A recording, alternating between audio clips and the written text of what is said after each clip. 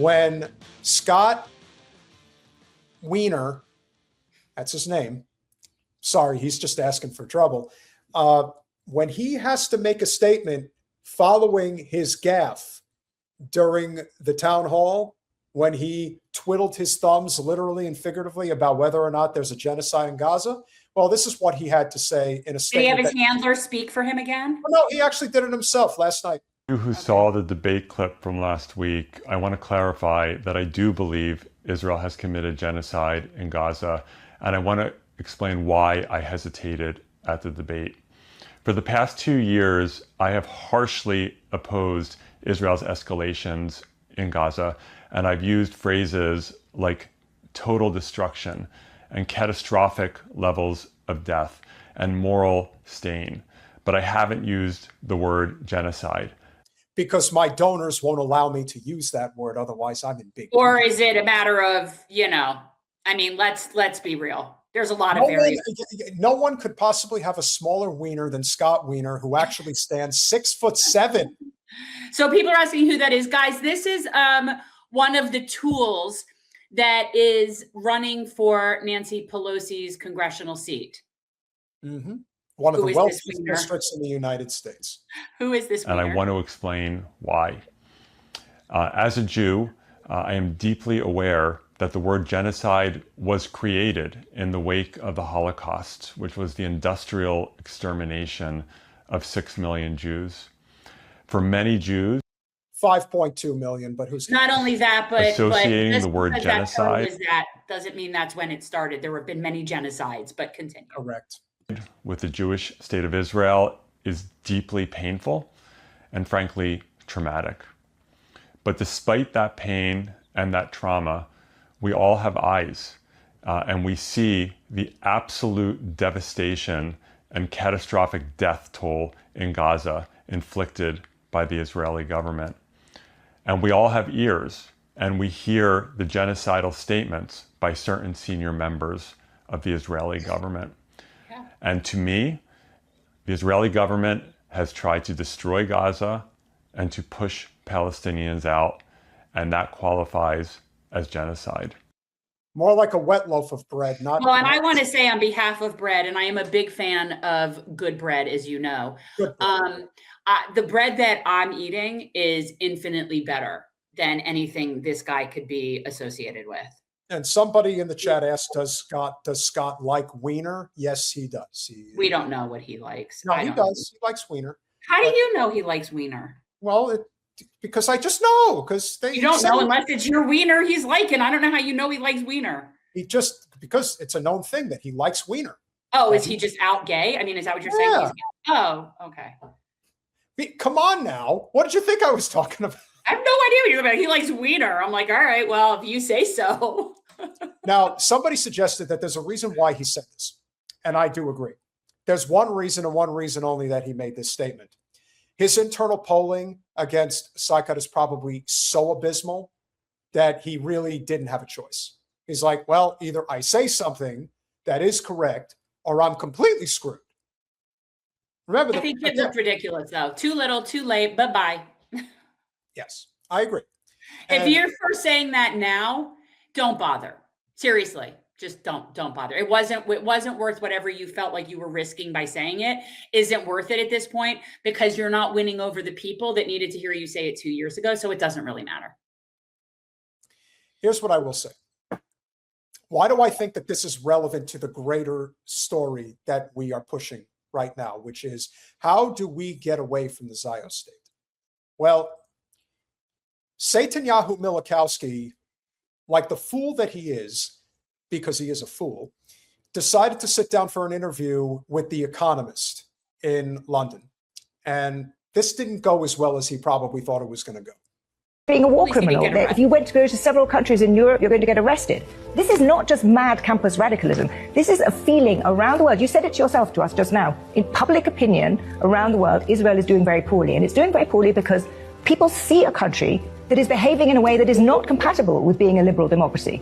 And therefore, I think you have a problem. I think that loss of public opinion, what struck me from your autobiography was how subtly and for how long you have understood this. You know that political power comes from public opinion, and you know that you need to win the battle of public opinion.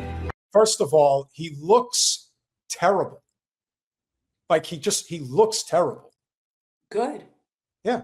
Well, he has no soul, so naturally. No, the problem is, and this is just me saying, is that he can't possibly feel as horrible as I'd want him to feel compared to how he looks, right? Like I wish he felt 10 times worse than he looks. Oh, listen, if there are certain people that are destined to be drawn and quartered, this is the type of person who basically needs to be stretched and have his entire insides slashed out of his body. Like there isn't enough that could be done for one illegitimate soul removed from this planet. But So that's gross. one thing. And this is the extension of the other. This is without the. She background. wasn't buying his shit though. No. She was not, but yet he's still sitting in a country and being interviewed in a place where if they were following international law, they'd have to arrest him. Would be under arrest. Because the UK is a party to that statute. They are. So they're actually supposed to arrest him. I don't understand how he's even allowed to be there. I mean, I get why he's here, but Correct. why is he there? See a country that is behaving in a way that is not compatible with being a liberal democracy. Well, the liberal democracies that fought the battles from World War II to Afghanistan to Iraq and so on, the ratio of combatants to non-combatants killed was 6-1, 7-1. In Gaza, because Hamas was forcing people to stay in urban areas at gunpoint, the ratio is about 1.5 to 1. And we lost a lot of soldiers because we didn't carpet bomb. That's a lie. And as Edward Carr is actually pointing out right now, as Netanyahu speaks I didn't hear over this part before. So yeah. well, he spoke over him, but you'll hear Edward Carr saying that's not true. Of all the things that Netanyahu Milikowski can lie about, he lies about whether or not the IDF carpet bombed Gaza. Jen, Again, how do you know Israelis are lying? Their lips are moving. how many nuclear bombs, the equivalent of, have been dropped on Gaza? My understanding is it's like somewhere between like 4 and 7. Like it's multiple, like, some ridiculous amount. The fallout, the chemicals, the poison from what they've done will hurt that land for decades. That's how much they've dropped on it. Lying about carpet bombing. That takes a lot of Like balls. as if we can't see. Yeah. At gunpoint. The ratio is about 1.5 to 1. And we lost a lot of soldiers because we didn't carpet bomb. We didn't do it. We didn't do. People have different ratios as well. I'm telling you, you don't actually, but that's not the point. Well, you have to understand, the Israelis are the only people who tell the truth. Everyone else in the world lies but us. It certainly wasn't 6-1 or 7-1, and we certainly didn't carpet bomb, which we could have done right away. We've lost a lot. You know what this reminds me of? This reminds me of when Wasserman Schultz was confronted about whether or not she cheated Bernie Sanders out of the nomination in 2016. She's like, trust me, there are so many things we could have done to cheat Bernie out of the nomination if we really wanted to. Just like he said, They say the quiet part out loud, right? Like they no, just so brazen. Yeah, why not? What you could tell he's not happy. People. These are barbarians, and they're given a free look. I have demonstrations on behalf of Hamas. Okay. Can you please, as a woman, explain her physical disposition right now? Oh, that's some serious off-putting body language. She is, well, if looks could kill, I also think she's probably annoyed that she pulled the straw in doing this because she probably doesn't want to be within any distance of him. And she's physically protecting herself from his evil rays that must be radiating from him. You can feel the energy. It's very negative.